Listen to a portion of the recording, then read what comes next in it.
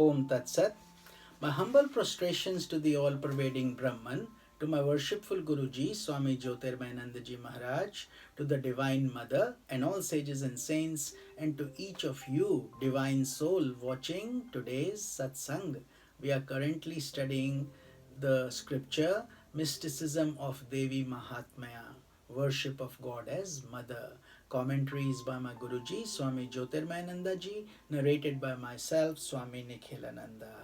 So let's get started. We will be covering another mystical story from the Devi Bhagavatam, and that speaks to the glory of the goddess. It is called the rise and fall of the ego. We would be covering this in a few parts each day, and then we will also be discussing the mystical significance and the meaning of this story.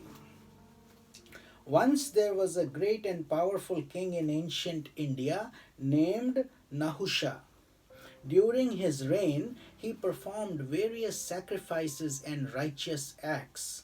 Because of his meritorious deeds, his ability to enjoy heavenly delights was heightened.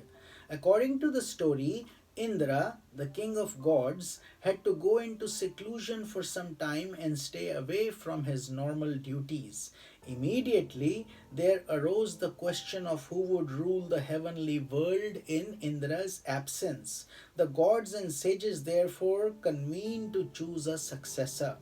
In reviewing the possible candidates, they found that King Nahusha of the mortal world had attained great spiritual qualities and undoubtedly deserved to be ruler of heaven. So they proposed that Nahusha succeed Indra as ruler.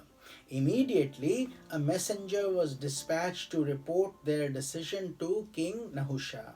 He was told that he was promoted to the heavenly world and that he would become the new Indra, ruler of the gods. Nahusha was highly pleased to hear this news, and he entered the heavenly world and began his rulership.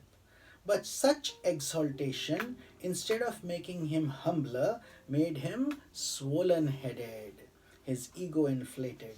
Formerly, he had been a righteous person, but actually his righteousness had not been very profound. Ego still dominated his mind to a great extent. Because of this, he gradually developed intense pride in his position in the heavenly world. The gods and sages were not pleased with the changes in Nahusha, but since they had chosen him for this position, they allowed him to have his way.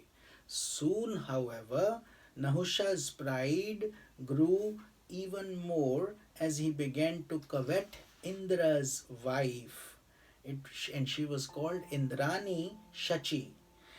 His mind was constantly obsessed with the thought, why shouldn't Shachi become my wife? Just think of the glory and prestige she would bring to me.